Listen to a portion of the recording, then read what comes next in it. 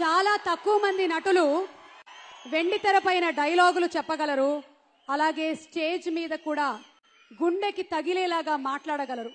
అలాంటి అరుదైన నటుడు ఎన్టీఆర్ మాట్లాడతారు.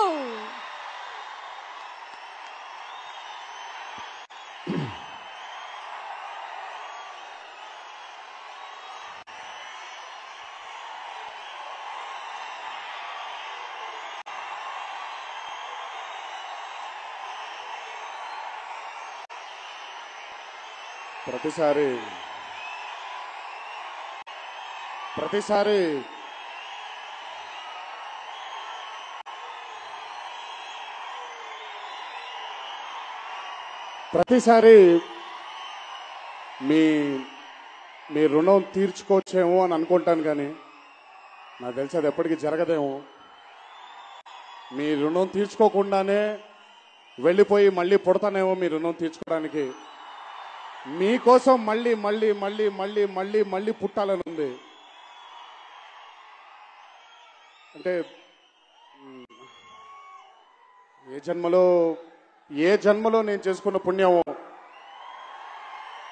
ఈ జన్మలో ఆ మహానుభావుడికి మనవడిగా పుట్టడం జరిగింది.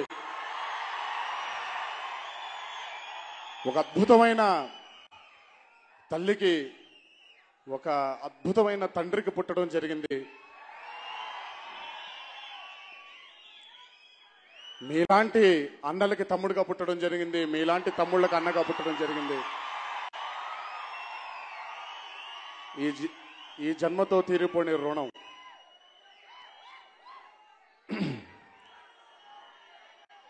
చాలా మాట్లాడదామని వచ్చాను, కానీ అంటే ఎక్కడి నుంచి మొదలు పెట్టాలో ఏం మాట్లాడాలో తెలియట్లేదు. అంటే కొంచెం మనసు విప్పి మాట్లాడదామని ఉంది. అంటే అది కూడా మీరు నన్ను నేను తగ్గించుకొని మాట్లాడుతున్నాను అని మీరు అనుకోకపోతే మాట్లాడదామని ఉంది. దయచేసి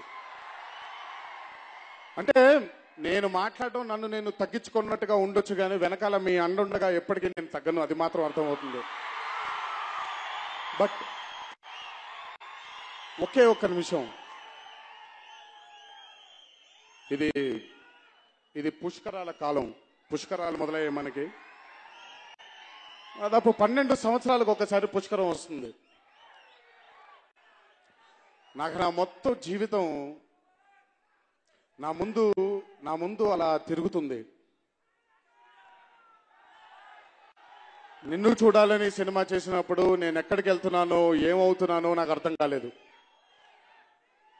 తర్వాత ఆది సినిమా దక్కింది,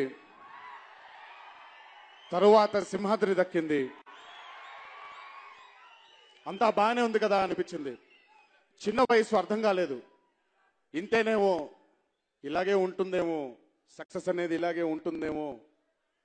బట్ కాకపోతే Newton's third law of motion, for every action there is an equal and opposite reaction. ప్రతి మనిషి కిందకి పడితేనే, అంటే మనం దేవుడి కంటే గొప్పవాళ్ళం అయిపోలేముగా. సో అప్పుడప్పుడు దేవుడు మొట్టికాయలు మొట్టి, నువ్వు కిందికి పడరా, నీకు జీవితం పరమార్థం అర్థమవుతుంది అని చెప్పి మొట్టికాయలు మొట్టాడేమో. చాలా కాలం అర్థం కాలేదు. చేస్తున్నాను సినిమాలు, నా మీద ప్రేమతో, నా మీద అభిమానంతో మీరందరికీ నచ్చొచ్చు, కానీ వెనకాల మీరెంత బాధపడ్డారో నేను చూశాను, నేను విన్నాను. కానీ మీ అందరికీ ఎలా చెప్పాలో, మీ అందరికీ మీరు నా మీద పెట్టుకున్న నమ్మకాన్ని నేను నిజం చేస్తాను అని ఎలా చెప్పాలో నాకు అర్థం కాలేదు. నాలో నేను కుమిలిపోయాను, మనక్షోభ పడ్డాను. తరువాత ఒక్కరోజు వక్కంతం వంశీ నాకు ఒక కథ చెప్పాడు. ఆ సినిమా పేరు టెంపర్. ఇప్పుడు మీరందరూ ఆ లైట్లు కనిపిస్తున్నాయి చూడండి, దూరంగా ఒక వెలుగు కనిపించింది, ఒక చిన్న వెలుగు. ఇది బాగుంటుందేమో, నువ్వేదో చేయాలి కొత్తగా అని మీరందరూ కోరుకొనడానికి ఇది తోడుపుతుందేమో అనే ఒక చిన్న వెలుగుకి పూరి జగన్నాథ్ లాంటి దర్శకుడు లేదు చేద్దాము అని, తనకి స్వతహాగా కథ రాసే కెపాసిటీ ఉన్నా కూడా చేద్దాము అని చెప్పి నాతో పాటు తను ముందుకు పరిగెత్తడం జరిగింది. నా గమ్యం ఇంకొంచెం దగ్గరైంది. తర్వాత నాన్నకు ప్రేమతో,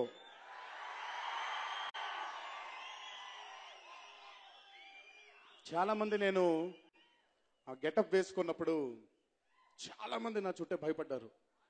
ఇదేంటి ఇలా ఉంటుంది, ఇది ఎలా రిసీవ్ చేసుకోబోతున్నారు?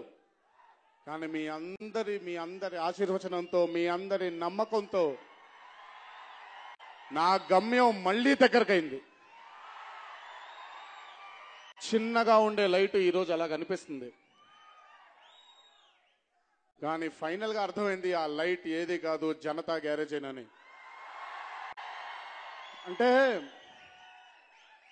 నా గమ్యం ఇంకా దగ్గరకు వచ్చి, అంటే కొన్ని మనం అనుకున్నా కూడా అంటే చాలా కోఇన్సిడెంటల్ గా జరుగుతూ ఉంటుంది.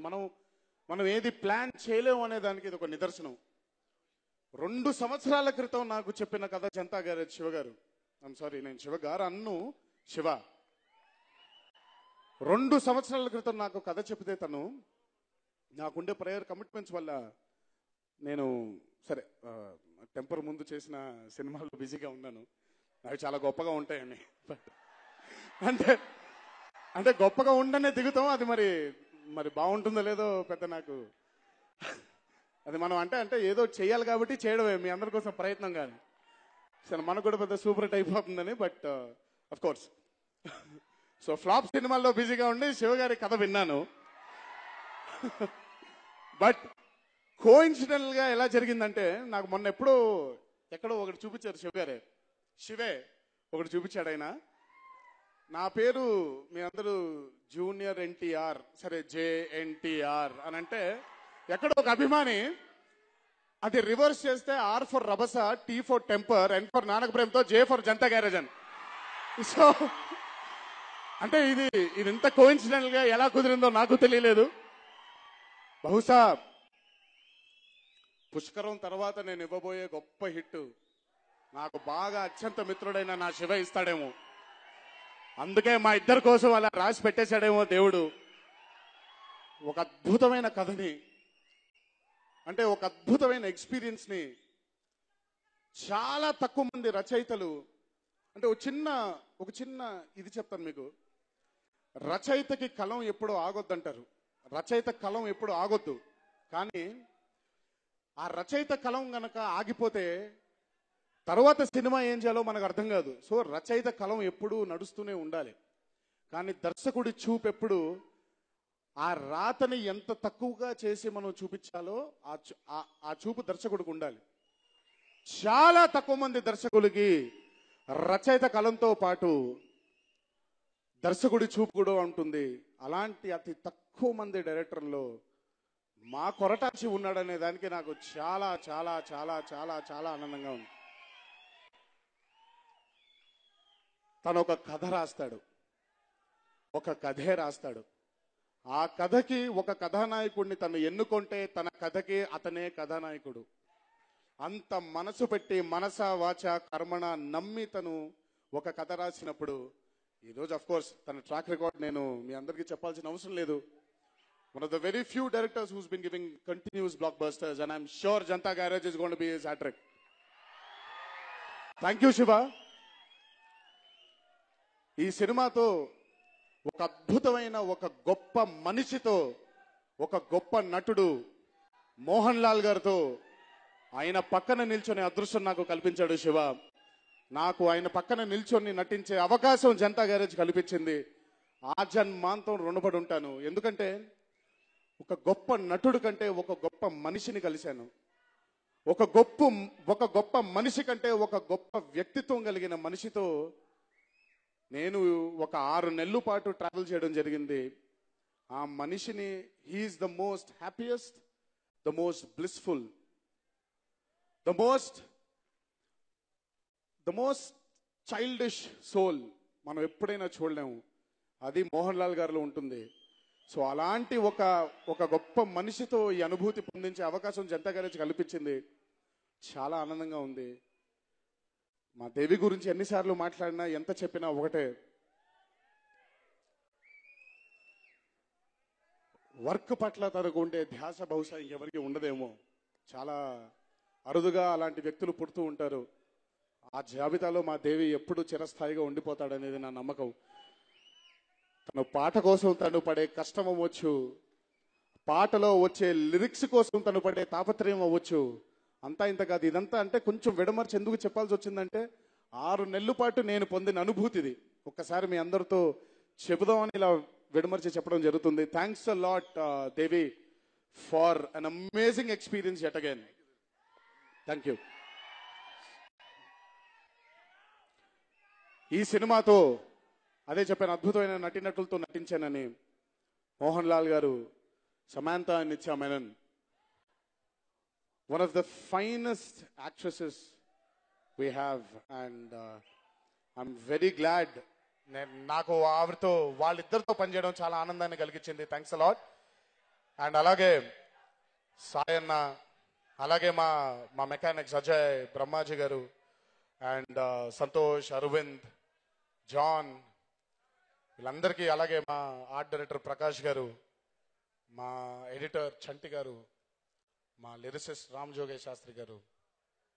ఈ సినిమాకు కూడా ఆయన సింగిల్ కార్డ్ రాయడం జరిగింది. నాకు స్టూడెంట్ నెంబర్ 1 తర్వాత నాకు తెలిసి నాకు ఒక సినిమాలో ఒక రచయిత సింగిల్ కార్డ్ రాయడం ఇదే రెండవసారి. అండ్ అది మీరుతో మీ చేతుల ద్వారా జరగడం ఇంకా ఆనందంగా ఉంది. శాస్త్రి గారు, thanks a lot for these amazing songs. అలాగే ఇంకెవరైనా పేర్లు మర్చిపోయి ఉంటే దయచేసి నాకు క్షమించండి.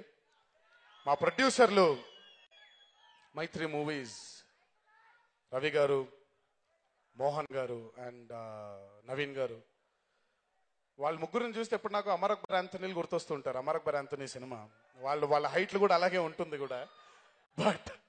బట్ చాలా చాలా చాలా అద్భుతమైన మనుషులు. నిర్మాతలుగా సినిమాలు తీయడానికి నిర్మాతలుగా ఎలాగో ఉంటారు, కానీ మంచి మనుషులు, మంచి మనసున్న మనుషులు. సో ఇలాంటి మనుషులు ఇంకెన్నో చిత్రాలు తీసి, ఇంకెన్నో విజయవంతమైన చిత్రాలు తీసి తెలుగు ఇండస్ట్రీ పెరుగుదలకి తోడ్పడాలని మనసారా కోరుకుంటూ, ఒక్క వ్యక్తి గురించి మాత్రం చాలా చాలా చాలా చాలా ఎక్కువగా మాట్లాడడం ఉంది. అదే మా తిరుగారు.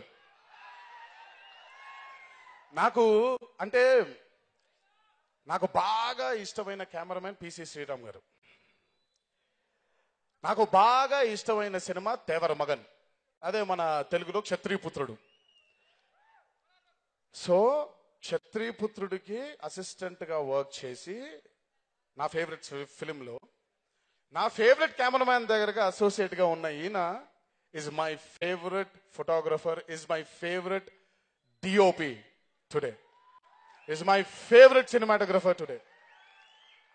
అంటే జనతా గ్యారేజ్ రేపొద్దున మీరు సినిమాలో చూడబోతున్న విజువల్ వండర్, దాని వెనకాల ఉండే ఏకైక కన్ను ఈందే. And I'm so honoured, I'm so blessed for working with you sir. And please welcome, I would like to welcome you to the Telugu fraternity, and I'm sure you're going to see many more successful films, and thanks a lot for making Janata Garage so beautiful. ఆఖరికి ఒక 2 విషయాలు చాలా క్షుణ్ణంగా మాట్లాడదాం అనుకుంటున్నాను. ముందుగా ఒక్క నిమిషం అండి, ఒకే ఒక్క నిమిషం అండి. మీరందరూ ఒక్క నిమిషం అవుతానంటే చాలా ఇంపార్టెంట్ విషయం ఒకటి చెప్పాలి మీకు. 12 సంవత్సరాల తరువాత మన 2 రాష్ట్రాలకి, మన తెలుగు రాష్ట్రాలకి పుష్కరాలు వచ్చాయి. చాలా రాష్ట్రాల నుంచి, ఇతర రాష్ట్రాల నుంచి, ఇతర భాషలు మాట్లాడుకునే రాష్ట్రాల నుంచి మన రాష్ట్రానికి చాలా మంది పుష్కరానికి వస్తూ వెళ్తూ ఉంటారు. ఈ రాష్ట్రానికి పుష్కర స్నానం చేద్దామని వచ్చిన ప్రతి ఇతర రాష్ట్రాల వాళ్ళకి మనం తెలుగుదనం ఉట్టిపడేలాగా స్వాగతం పలికి వాళ్ళందరికీ తెలుగుదనం అంటే ఏంటో తెలిసి వాళ్ళకి వెనక్కి పంపించాలని ఒక్కసారి ఈ సభాముఖంగా మీతోనే కాదు, ఇతర ప్రేక్షక దేవుళ్ళని కూడా, సాటి తెలుగు తమ్ముళ్ళని, అన్నలని, అమ్మల్ని, అక్కల్ని కూడా వేడుకుంటున్నాను.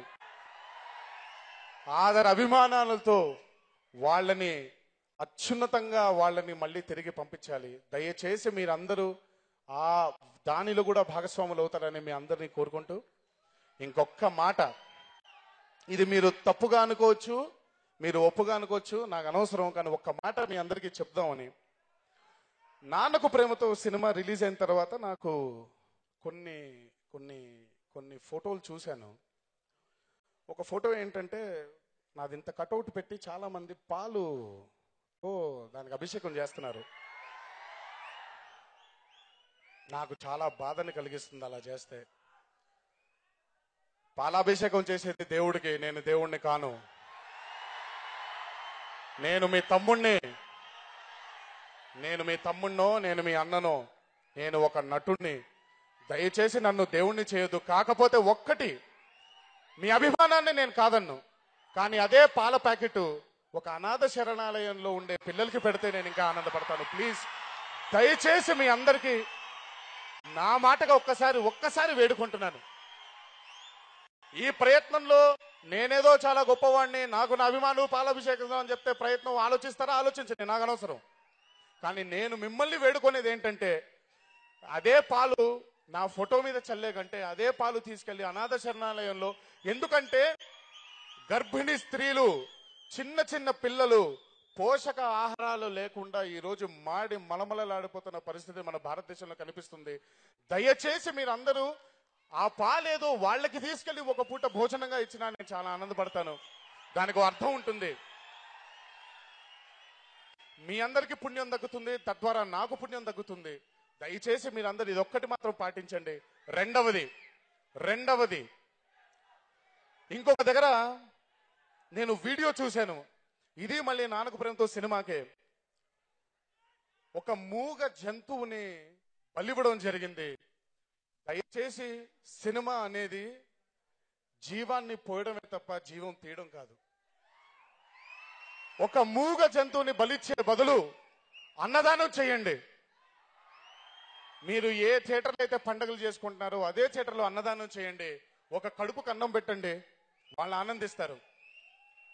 దయచేసి ఈ రెండు ఇక్కడున్న మీరు టీవీలో చూస్తున్న అభిమాన సోదరులందరూ ఇది పాటిస్తారని నేను ఆశిస్తున్నాను, నేను నమ్ముతున్నాను.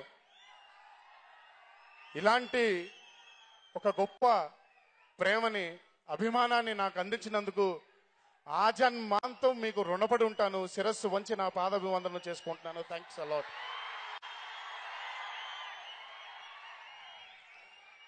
జాగ్రత్తగా ఇళ్లకు వెళ్ళండి.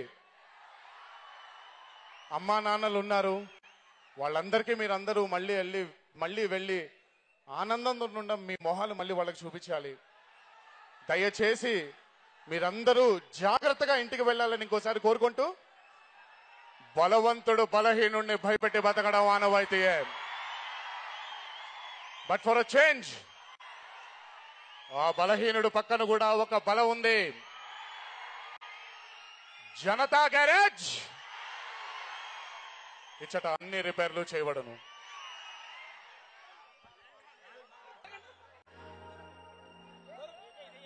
Thank you.